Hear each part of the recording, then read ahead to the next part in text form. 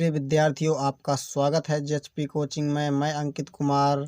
आप जानते हैं कि मैं जो है रसायन विज्ञान कक्षा 12 की अनसॉल्व्ड पेपर हल करा रहा हूं, जिसमें मैं सेट 5 तक पूरे क्वेश्चन करा दिया है। प्रिय विद्यार्थियों, आज हम स्टार्ट करेंगे सेट 6 2023 347 CF कोड नंबर। ठीक है प्रिय विद्यार्थियों, आप देख सकते हैं ये हमारे पास सामने है। हम पहला क्वेश्चन स्टार्ट करेंगे। एक का ख से क्यों का हट चुका है हमारा। ठीक है, तो चलते हैं बिना ही देरी किए। देखिए प्रिय विद्यार्थियों, एक का ख क्वेश्चन क्या कह रहा है। तापमान से स्वतंत्र सांद्रता इकाई होती है। पहला ऑप्शन में है नॉर्मलता, दूसरा है द्रव्यमान आयतन प्रतिशत, तीसरा है मोललता और चौथा है मोलरता। तो मैं बता दूं प्रिय विद्यार्थियों कि जो हमारे पास इसका जो राइट आंसर है वो है ऑप्शन नंबर तीसरा। कौन सा है? ऑप्शन नंबर तीसरा, यानी कि मतलब इसका आंसर कौन हो जाएगा? मोललता हो जाएगा, क्योंकि यही जो है तापमान से स्वतंत्र सांद्रता इकाई होती है। कौन? मोललता होती है। अगर पूछा जाए कि कौन विलयन के ताप पर निर्भर करता है तो क्या होगा? मोलरता होगा। अगर इसी में क्वेश्चन बना दिया जाए कि इनमें से कौन विलयन के ताप पर निर्भर करता है तो आपका राइट आंसर क्या हो जाएगा? मोलरता हो जाएगा। आप यह भी दिमाग में रखिएगा, क्योंकि मोलरता जो होती है विलयन के ताप पर निर्भर करती है। इसके बाद हम देखेंगे एक का ग नंबर क्या कह रहा है। प्रथम कोटि की अभिक्रियाओं के लिए वेग स्थिरांक इकाई होती है। पहला ऑप्शन है mole inverse litre second inverse, दूसरा ऑप्शन है हमारे पास मोल लीटर के पावर -2 सेकेंड इनवर्स, तीसरा ऑप्शन है हमारे पास सेकेंड इनवर्स और चौथा है mole litre inverse second inverse. तो मैं बता दूं प्रिय विद्यार्थी, जो हमारे पास प्रथम कोटि की अभिक्रिया के लिए जो वेग स्थिरांक की जो इकाई होती है, जो यूनिट होती है, जो मात्रक होता है, वो होता है सेकेंड इनवर्स। क्या होता है? सेकेंड इनवर्स, या आप कह सकते हैं मिनट इनवर्स, या आप कह सकते हैं समय इनवर्स, या घंटा इनवर्स आप कह सकते हैं। ठीक है प्रिय विद्यार्थियों, आपका आंसर कौन हो जाएगा? ऑप्शन नंबर दूसरा, यानी तीसरा आपका सही हो जाएगा। क्या है? तीसरा ऑप्शन आपका सही है। और ये जो हमारे पास है mole litre inverse second inverse, ये क्या है प्रिय विद्यार्थियों? ये शून्य कोटि की अभिक्रिया के वेग स्थिरांक के का मात्रक है। ध्यान दीजिए कि ये हमारे पास जो लिखा हुआ है इसको भी आप अच्छी तरह से याद में रखेंगे। इसके बाद हम देखेंगे एक का घ क्वेश्चन क्या कह रहा है प्रिय विद्यार्थियों कि बेंजल्डिहाइड से बेंजिल अल्कोहल प्राप्त होता है। जो हमारे पास बेंजल्डिहाइड है, बेंजल्डिहाइड से बेंजिल अल्कोहल प्राप्त होता है, तो किस अभिक्रिया के द्वारा? पहली है हमारे पास एल्डोल संघनन द्वारा, दूसरी है कैनिजारो अभिक्रिया द्वारा, तीसरी हमारे पास है गाटरमान कांख अभिक्रिया द्वारा और चौथा है हमारे पास क्लीमेंसन अपचयन द्वारा। ठीक है प्रिय विद्यार्थियों, इसके बाद हम देखेंगे इसका आंसर कौन सा सही है। तो देखिए प्रिय विद्यार्थियों, जब हम बेंजल्डिहाइड से बेंजिल अल्कोहल बनाते हैं और वो होती है हमारी कौन सी अभिक्रिया? वो होती है कैनिजारो अभिक्रिया। कौन सी होती है? कैनिजारो अभिक्रिया होती है।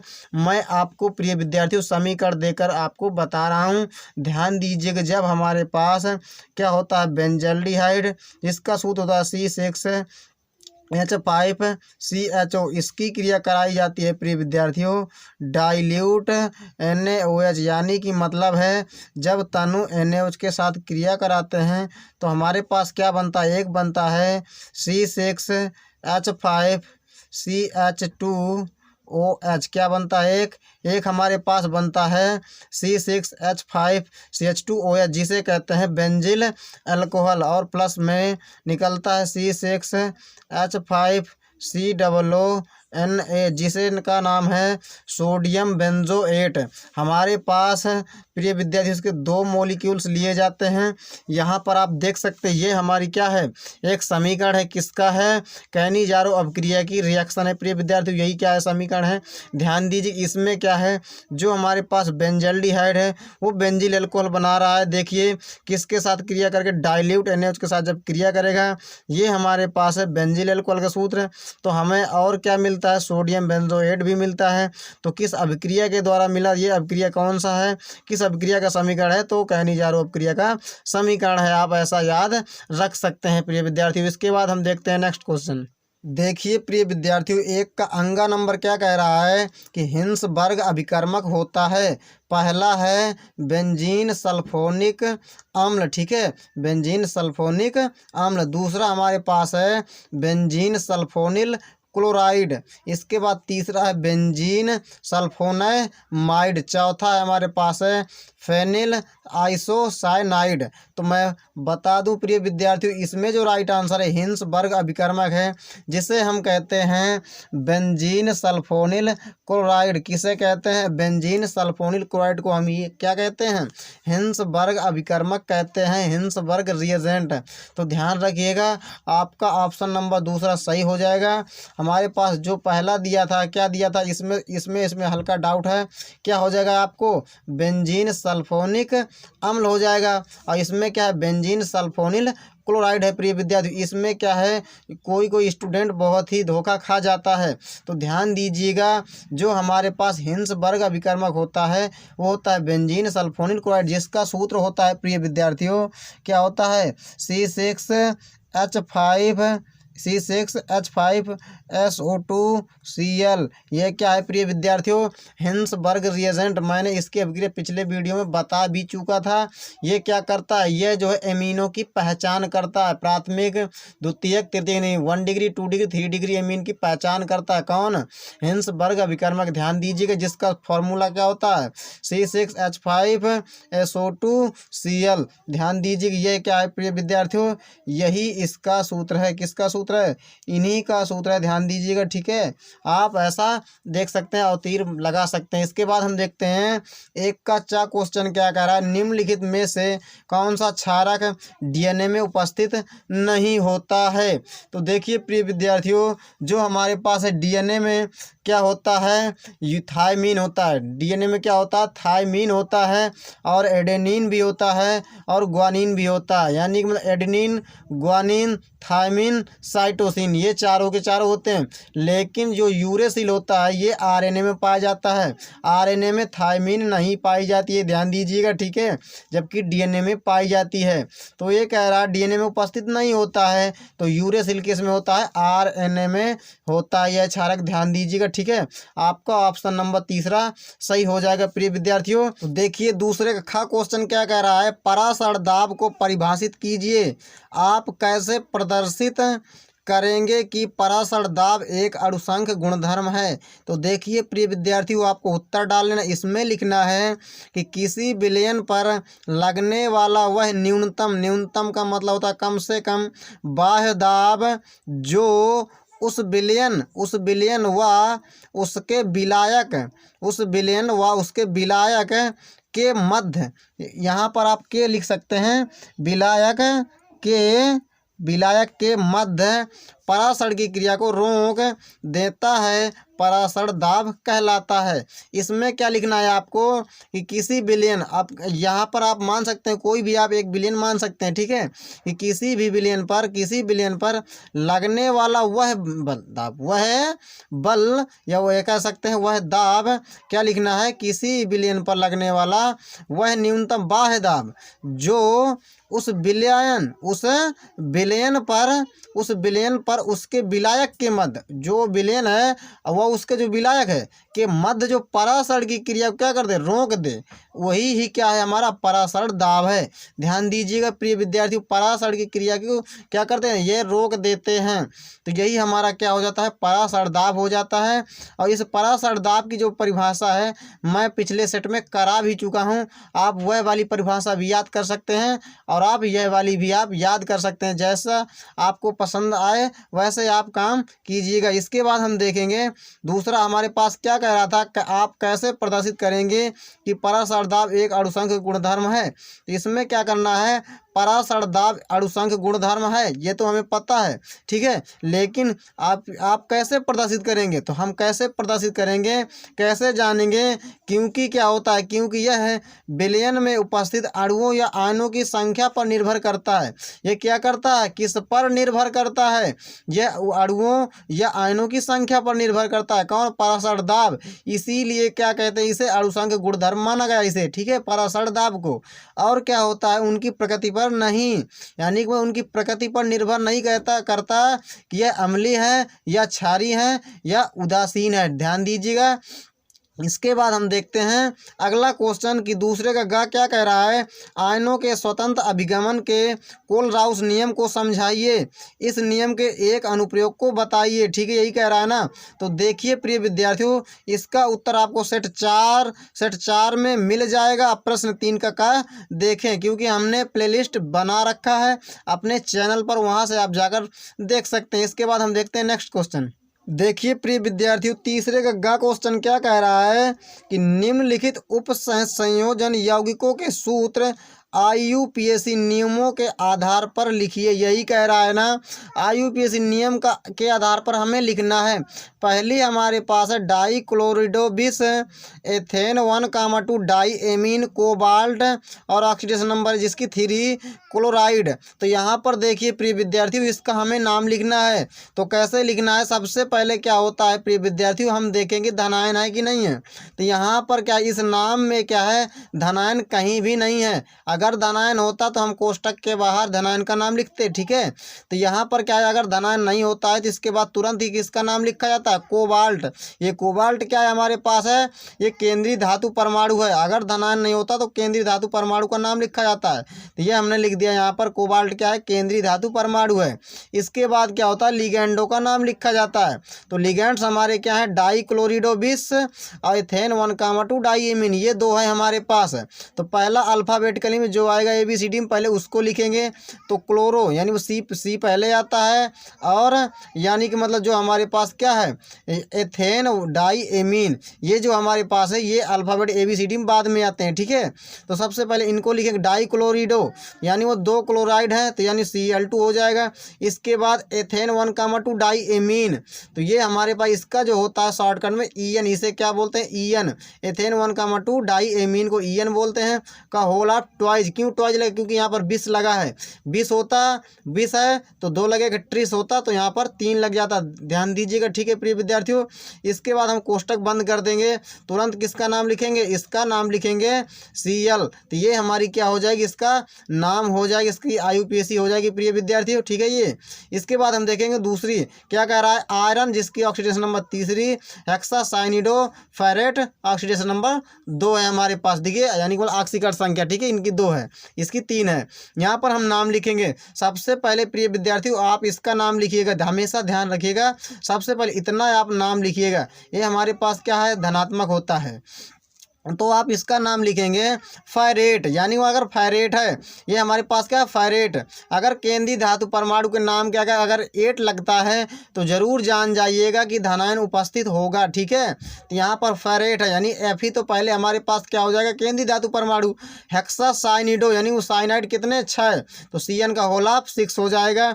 इसके बाद आप इतना करके इसको छोड़ दीजिएगा। ठीक है, पहले आप इतना करिएगा, इतना ये जो कोष्टक में हमारे पास दिख रहा है। इसके बाद आपको क्या दिमाग लगाना है, यहाँ पर क्या है प्रिय विद्यार्थी, जो हमारे पास आयरन है ना, आयरन तो यहाँ पर रहेगा ही रहेगा। यहाँ पर देखना है कि आयरन कितना रहेगा, क्योंकि यहाँ हमें 3 बनाना है। यहाँ पर इसकी ऑक्सीकरण संख्या 3 बनाना कि इसकी आयरन की, तो यहाँ पर कितना आयरन रहेगा ये हमें ध्यान देना है, क्योंकि यहाँ पर 6 साइनाइड तो हैं। अगर यहाँ पर 6 साइनाइड हैं तो यह भी हमें ध्यान देना है कि इसकी यहाँ पर 3 बनना चाहिए आयरन की, और इस आयरन की जो हमारे पास है इस आयरन की 2 बननी चाहिए ऑक्सीकरण संख्या। इसकी 2 बनाने के लिए हम क्या करें, यहाँ पर 6 हमारे पास है कि नहीं है, यहाँ पर हमारे पास 6 है। तो यहाँ पर हम क्या करेंगे प्रिय विद्यार्थियों, यहाँ पर अगर हमारे पास साइनाइड 6 है तो यहाँ हम क्या करेंगे, यहाँ पर Fe 4 लेंगे। कितनी Fe लेंगे, यहाँ पर 4 Fe लेंगे, क्योंकि तभी ना हमारे पास कितना, 6 में से 4 घट जाएंगे, तभी ना 2 बचेगा ऑक्सीकरण संख्या इसकी आने में। ठीक है ना, इसकी ऑक्सीकरण संख्या कितनी आ जाएगी, फिर 2 आ जाएगी जब हम यहाँ 4 लेंगे। इसके बाद हम देखेंगे इसकी 3 आनी चाहिए, इसकी 3 आनी चाहिए। तो क्या करेंगे, यहाँ पर ट्वाइज लगा देंगे, यहाँ पर कितना, ट्वाइज नहीं थ्राइज लगा देंगे, यहाँ पर कितना लगा देंगे, 3 का गुणा करा देंगे। तो यहाँ पर इसकी भी कितनी आ जाएगी, इसकी भी ऑक्सीकरण संख्या 3 आ जाएगी। आप निकाल भी सकते हैं, इसकी ऑक्सीकरण संख्या 3 आएगी, इसकी कितनी आ जाएगी, 2 आ जाएगी। बस आप ध्यान से जरूर करिएगा। इसके बाद हम देखते हैं अगला क्वेश्चन हमारे पास बहुत ही इंपॉर्टेंट इंपॉर्टेंट है। क्या कह रहा है प्रिय विद्यार्थियों, तीसरे का घ है कि प्रोटीन की प्राथमिक तथा द्वितीयक संरचना पर संक्षिप्त टिप्पणी लिखिए। ठीक है, यही कह रहा है ना, उत्तर डालना। सबसे पहली हेडिंग है प्राथमिक संरचना प्रोटीन की। इसमें लिखना है किसी प्रोटीन के पॉलीपेप्टाइड में एमिनो अम्लों के जुड़ने का एक विशिष्ट क्रम प्रोटीन की प्राथमिक या जिसे कहते हैं 1 डिग्री संरचना कहलाता है। ध्यान दीजिएगा। ठीक है, यही क्या है, हमारी प्राथमिक संरचना है प्रोटीन की। किसके साथ जुड़े हैं? पॉलीपेप्टाइड में एमिनो अम्ल के जुड़ने का एक क्या होता है, सीक्वेंस क्रम जो होता है, वही हमारा क्या है प्रिय विद्यार्थियों, वही संरचना जो होती है, जो बनती है संरचना, उसी संरचना को हम कहते हैं प्राथमिक संरचना, 1 डिग्री संरचना कहते हैं जिसे। ठीक है, इसके बाद हम देखते हैं द्वितीयक संरचना जो हमारी क्या कह रही है, किसी प्रोटीन की द्वितीयक यानी 2 डिग्री संरचना का संबंध जो होता है उस आकृति से होता है जिसमें पॉलीपेप्टाइड श्रृंखलाएं पाई जाती हैं। यानी जो द्वितीयक संरचना होती है उसका संबंध किससे होता है, जिसमें पॉलीपेप्टाइड क्या होती हैं, श्रृंखलाएं पाई जाती हैं, उसी से होता है। ध्यान दीजिएगा। इसके बाद हमारे पास क्या कह रहा है, 4 का क्या कह रहा है प्रिय विद्यार्थियों, 298 केल्विन तापमान पर निम्नलिखित सेल के लिए निर्णय समीकरण लिखिए। ठीक है ना, यानी पहले हमें नट समीकरण लिखना था। इसके बाद क्या है प्रिय विद्यार्थियों, Ni/Ni2+ हमारे पास इतना मान दिया है और इसका मान इतना दिया है। यहाँ पर ध्यान दीजिएगा, यदि उपरोक्त सेल का EMF इसका मान इतना दिया हुआ है, यानी ई सेल का मान 0.59 वोल्ट, और इसमें पूछ रहा है कि EMF E0 सेल की गणना कीजिए, मानक इलेक्ट्रोड विभव की गणना कीजिए कह रहा है। तो हम देखते हैं इसका सॉल्यूशन। तो देखिए प्रिय विद्यार्थियों, सबसे पहले आपको उत्तर डालना है, इसमें लिखना है सबसे पहले, ये हमारे पास क्या है, नट समीकरण है जिसका सूत्र क्या होता है, ई सेल बराबर E0 cell minus 0.0591 divided by n log oxidation बटे रिडक्शन, यानी कि मतलब ऑक्सीकरण बटे अपचयन, ये होता है इसका क्या होता है प्रिय विद्यार्थी, इसका सूत्र होता है। ठीक है, नट समीकरण का। इसके बाद हम देखते हैं इसका सोल्यूशन, इसका हल देखेंगे। देखिए सबसे पहले क्या है प्रिय विद्यार्थी, जो हमारे पास ई सेल का उसमें दिया था, सेल यानी वो जो सवाल था उसमें दिया था ई सेल का मान आप रख देंगे 0.59 बराबर, इसका मान हमसे पूछ रहा था E0 सेल है माइनस 0.0591 डिवाइडेड बाई 2। अब ये हमारे पास 2 कहाँ से आया, तो आप जान सकते हैं प्रिय विद्यार्थियों, उसी क्वेश्चन में क्या था, उसी क्वेश्चन में दिया था, कहाँ क्या दिया था आप देख सकते हैं, जो हमारे पास क्या था, निकिल 2+ में हो गया जाकर Cu2+ Cu हो गया। यहाँ पर इलेक्ट्रॉन इसने 2 त्यागे हैं, इसने 2 ग्रहण किए हैं, तो जो इलेक्ट्रॉन जो हमारे पास इसने त्यागे 2, इसने 2 ग्रहण किए, तो n की वैल्यू कितनी हो जाएगी, 2 हो जाएगी। तो आप यहाँ पर n की जगह कितनी रख देंगे, 2 रख देंगे, क्योंकि इसने 2 त्यागे, इसने 2 ग्रहण किए, तो इलेक्ट्रॉन कितने त्यागे कितने ही ग्रहण किए गए, 2 ही तो किए गए हैं ना, 2 ही त्यागे गए हैं, 2 ही ग्रहण किए गए हैं। n की वैल्यू क्या होगी, 2 हो जाएगी लॉग, इसकी वैल्यू दी है ऑक्सीकरण, इसका ऑक्सीकरण हुआ जिसमें इलेक्ट्रॉन निकलते हैं उसका क्या होता है ऑक्सीकरण, इसकी वैल्यू कितनी है, इतनी दी हुई है, इसकी वैल्यू आप इसकी जगह इतनी रख देंगे, यानी ऑक्सीडेशन बटे रिडक्शन होता है सूत्र। ठीक है ना, तो ऑक्सीकरण जिसका होगा उसकी वैल्यू ऊपर रहेगी, तो निकिल 2+ हो गया है, यानी 2 इलेक्ट्रॉन त्यागा होगा तभी ना 2+ में हुआ है। अगर यानी यहाँ पर प्लस चार्ज आता है तो इलेक्ट्रॉन निकलते हैं, तो इसका मान यहाँ पर दिया तो आप रख देंगे। इसके बाद इसका मान यानी इसका क्या है, ये Cu2+ है, Cu बन गया जाकर, यानी 2 इलेक्ट्रॉन इसने ग्रहण किए हैं, तो इसका क्या है अपचयन हुआ है, तो रिडक्शन इसका मान कितना है, इतना है। इसके बाद लिखेंगे 0.59 बराबर E0 cell minus 0.0591 divided by 2 log, इसे जब हल करेंगे 0.1 आएगा प्रिय विद्यार्थियों।